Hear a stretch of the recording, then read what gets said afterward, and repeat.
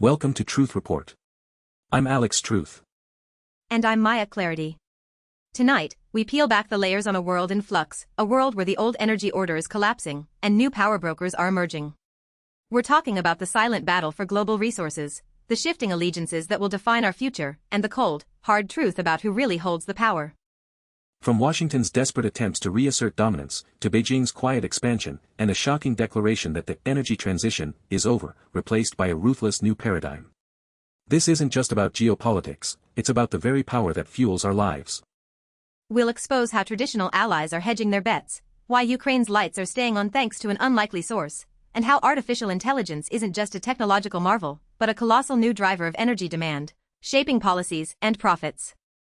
We'll also delve into a controversial US-India trade pact that aims to redraw global oil maps, and the enduring grip of US oversight on Venezuela's vast energy reserves.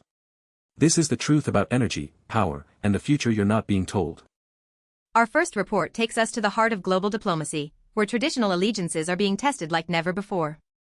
The South China Morning Post reveals a significant shift in China's diplomatic approach, one that could fundamentally reshape the international landscape. Beijing, long known for its cautious diplomacy, is now reportedly employing a wedge strategy. This isn't about direct confrontation, it's a subtle, insidious campaign to engage and influence traditional US allies, creating space for its own rising global power. According to the South China Morning Post, this strategy is playing out against a backdrop of US partners increasingly hedging their bets.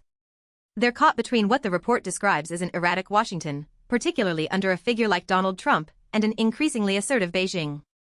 It's a pragmatic move by these nations, ensuring themselves against instability from both sides. We saw glimpses of this at the recent Davos Forum, where leaders like Canadian Prime Minister Justin Trudeau and financial heavyweight Mark Carney engaged on the global stage. While not directly about energy, this diplomatic fluidity directly impacts future resource deals, supply chain resilience, and the overall stability required for energy investment. Nations are seeking reliable partners, and China is presenting itself as one. China's strategic engagements aren't just limited to Davos. The SCMP highlights how Chinese President Xi Jinping has been actively engaging with European leaders, including Dutch Prime Minister Mark Rutte, German Chancellor Olaf Scholz, and French President Emmanuel Macron. These are not minor players, these are the economic engines of Europe, now courted by Beijing with renewed vigor. This isn't just diplomatic courtesy. Analysts like Sun from the Stimson Center suggest these US allies are actively seeking a Plan B. They're looking for alternatives to Washington's often unpredictable foreign policy, and China is stepping into that void, offering economic opportunities and a semblance of stability, particularly in critical sectors like technology and infrastructure, which inevitably require massive energy inputs. So, who ultimately benefits from this geopolitical maneuvering? Clearly, China gains immense diplomatic leverage and expands its sphere of influence, potentially securing more favorable trade and energy agreements. By positioning itself as a stable, economically viable alternative, Beijing can solidify its access to vital resources and markets, challenging the long-standing Western-dominated order. On the flip side, the United States risks losing the unwavering loyalty of its traditional allies. A fragmented alliance structure weakens its ability to project unified power, especially when it comes to global energy policy, sanctions, or multilateral climate initiatives. The trust erosion could have long-term strategic consequences, making it harder to forge consensus on critical energy security issues. The traditional US allies, caught in the middle, paradoxically benefit from this wedge by gaining more flexibility. They can negotiate better terms, diversify their economic partnerships, and avoid putting all their eggs in one basket. However, they also face the risk of being pressured by both sides, navigating a complex web of competing interests where true neutrality might be impossible.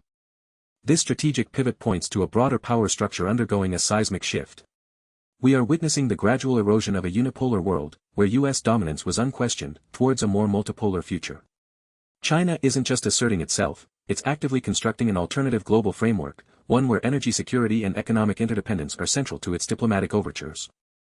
This isn't merely about political alliances, it's about the fundamental control over global resources and trade routes, which are inextricably linked to energy. China's wedge strategy aims to redraw the geopolitical map, creating new corridors of influence that will ultimately determine who controls the flow of oil, gas, and renewable technologies for decades to come.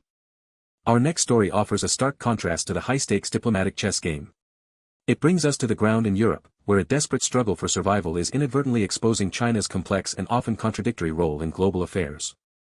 While Beijing and Moscow publicly tout their deepening ties, a fascinating development reported by the South China Morning Post reveals that Chinese companies are, in fact, keeping Ukraine's lights on.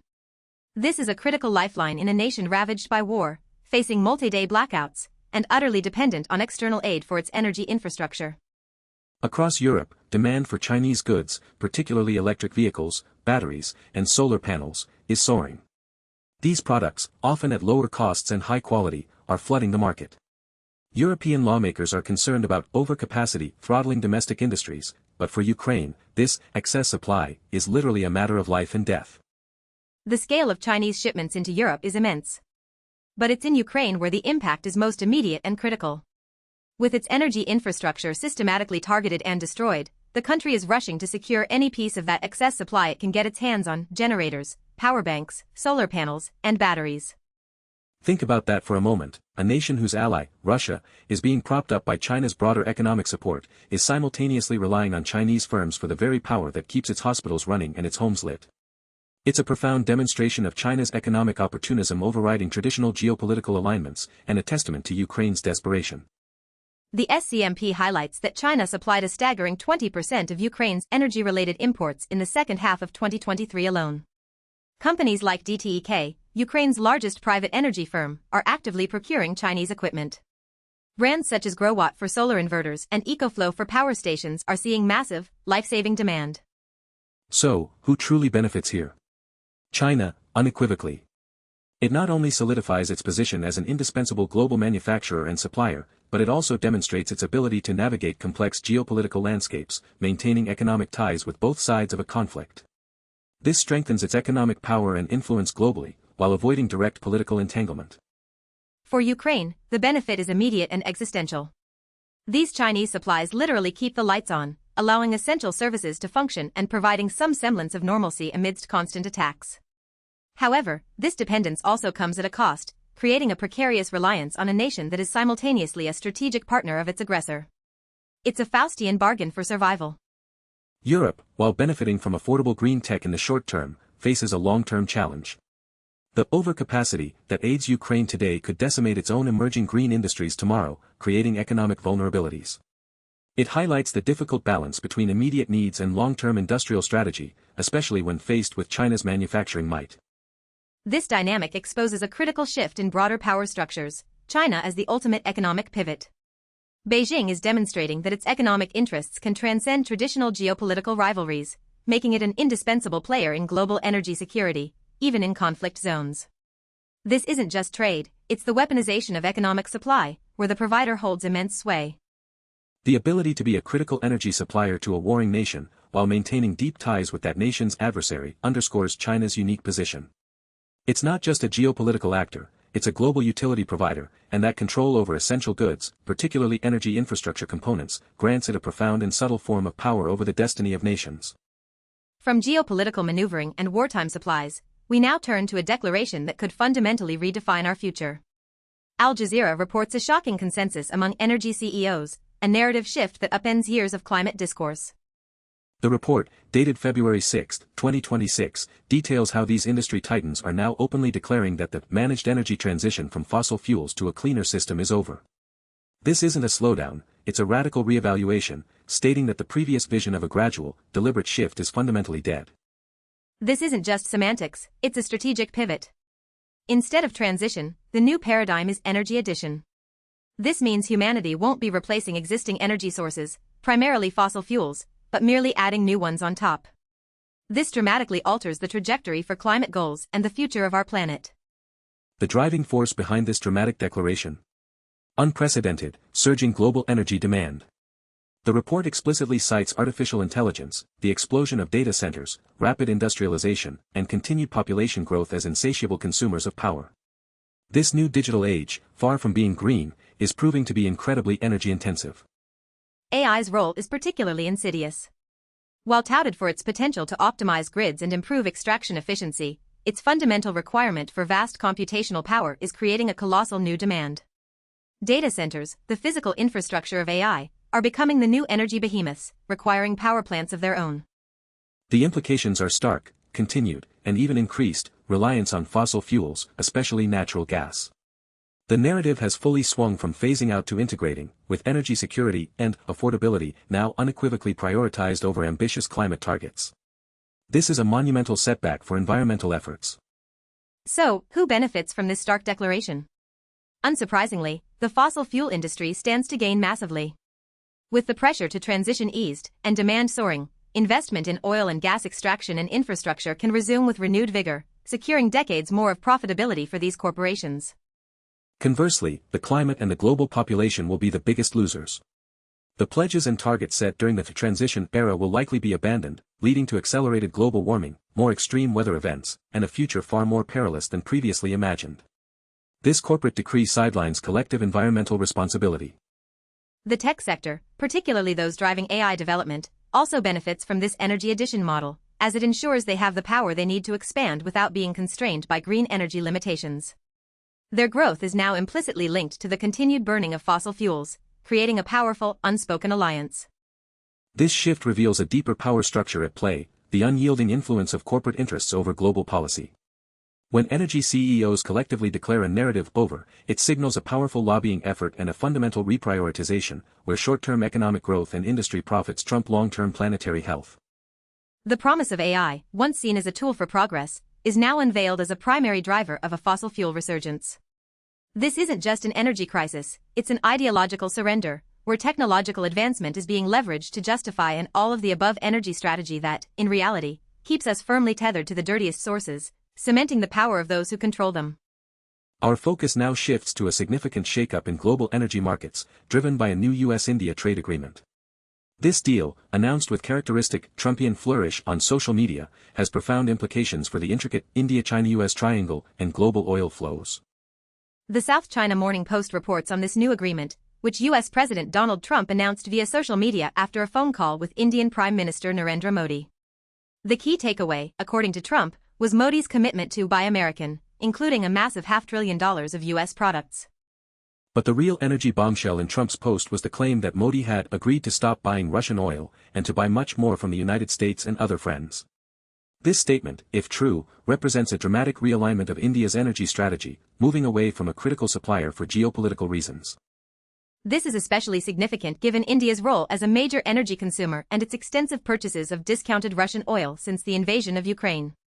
New Delhi had been a crucial outlet for Moscow's sanctioned crude, providing a lifeline to the Russian economy and defying Western pressure. The US has long sought to isolate Russia economically, and this agreement appears to be a direct attempt to weaponize trade and energy policy to achieve that goal. It's an assertion of US energy dominance, aiming to control who buys from whom on the global stage, using India's immense market as leverage.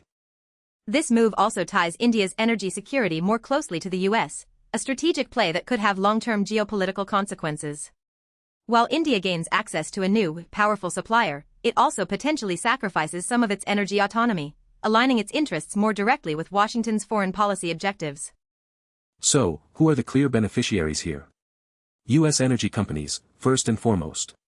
A commitment for India to buy American for hundreds of billions of dollars, specifically mentioning oil, translates into massive contracts and guaranteed market share. This deal is a direct injection of profit for the US fossil fuel industry. India also benefits from securing a major new energy partner, potentially diversifying its supply chains away from over-reliance on a single, politically contentious source. However, it loses the advantage of discounted Russian oil, which had been a significant economic boon, and now faces increased pressure to align with US foreign policy objectives. Russia, predictably, stands to lose a substantial market share for its oil. India was a critical customer, helping to cushion the impact of Western sanctions. If Modi truly diverts purchases to the US, it will be a major blow to Moscow's energy revenues and its ability to fund its ongoing conflicts and maintain economic stability. This agreement underscores a broader power structure where energy is explicitly used as a tool for geopolitical leverage and control. The US is actively dictating energy purchasing decisions of sovereign nations, leveraging economic power to isolate adversaries and reshape global alliances, transforming energy into a weapon in the new Cold War. This isn't just a trade deal, it's a strategic maneuver to redraw the global energy map, positioning the US as the indispensable energy provider and enforcer of a new world order. It demonstrates how economic agreements are increasingly intertwined with military and diplomatic objectives, with nations like India forced to choose sides in a deepening global divide. Our final story brings us to Latin America, to a nation synonymous with vast oil wealth but plagued by political instability. Al Jazeera, in a report dated February 6, 2026, examines how Venezuela's interim government manages to survive amidst its ongoing political crisis. This report delves into how, as Venezuela enters a new political phase, the very functioning of its government remains intricately linked to its oil reserves and, crucially, to the shadow of U.S. oversight. It's a testament to the enduring strategic importance of Venezuelan crude on the global stage. Venezuela possesses the largest proven oil reserves in the world, a resource that has historically been both its blessing and its curse. For decades, this wealth has fueled political battles, internal corruption, and international intervention, making it a critical player in global energy markets despite its domestic turmoil. The survival of Venezuela's interim government, often recognized and supported by the United States, is directly tied to the flow of this oil. U.S. oversight, often in the form of sanctions or conditional waivers, dictates access to international markets and financial systems, effectively controlling the lifeline of the Venezuelan state. This isn't about humanitarian aid alone, it's about strategic control. Washington's interest extends beyond promoting democracy. It's about ensuring a stable, accessible oil supply, especially in a world grappling with the energy addition paradigm and the geopolitical instability that could disrupt other sources. Venezuela's oil is a geopolitical prize. The report would undoubtedly expose the complex financial mechanisms and political maneuvers that allow specific factions within Venezuela to access and monetize oil, often under strict U.S. conditions. These conditions are not just about ensuring compliance, they are about maintaining leverage and shaping the country's political future to align with U.S. interests. So, who benefits most from this arrangement? The United States, unequivocally. By maintaining a tight grip on Venezuela's oil exports and political landscape, Washington ensures its strategic interests are met, from influencing regional stability to securing potential future energy supplies. This control is a powerful lever in global energy politics. Certain factions within Venezuela, particularly those aligned with the interim government or those sanctioned entities granted waivers, also benefit. They gain access to vital funds that allow them to maintain some degree of power and function, albeit under the strict conditions imposed by the U.S. It's a survival mechanism, not true autonomy. The Venezuelan people, however, continue to suffer. Despite sitting on immense oil wealth, the nation remains mired in economic crisis and political instability, with the benefits of its resources often siphoned off or controlled by external forces and favored internal actors. The promise of oil prosperity remains largely unfulfilled for the average citizen. This situation perfectly encapsulates a broader power structure, the enduring reality of resource control as a form of neocolonialism. The U.S., through economic and political oversight, effectively manages the sovereignty of an oil-rich nation, ensuring its resources serve external strategic interests rather than the unhindered development of its own people. It highlights how the global scramble for energy resources often overrides principles of national sovereignty and self-determination. Venezuela's oil is not just a commodity, it's a pawn in a larger game of geopolitical power, where the true beneficiaries are rarely the citizens who live atop the black gold. Maya, what we've uncovered tonight paints a stark picture, a world where energy isn't just a commodity, but the ultimate currency of power, reshaping alliances, fueling conflicts, and defining national destinies. Exactly, Alex. From China's wedge strategy subtly dismantling U.S. influence among its allies, to Beijing's pragmatic role in keeping Ukraine's lights on, we see China emerging as a central, indispensable actor, demonstrating its economic might can transcend traditional geopolitical lines. And this isn't happening in a vacuum. The declaration by energy CEOs that the managed energy transition is dead, replaced by energy addition, signals a dangerous commitment to fossil fuels driven by insatiable demand from AI and global growth. It's a corporate decree with planetary consequences, ensuring the profits of existing energy giants. That commitment to fossil fuels is further solidified by the US-India deal, where Washington weaponizes energy supply to isolate Russia, forcing a major consumer like India to shift its allegiances. It's a blatant display of US intent to control global energy flows and dictate economic partners. And then there's Venezuela, a potent symbol of how oil wealth can be both a blessing and a curse, perpetually tying a nation's fate to external oversight.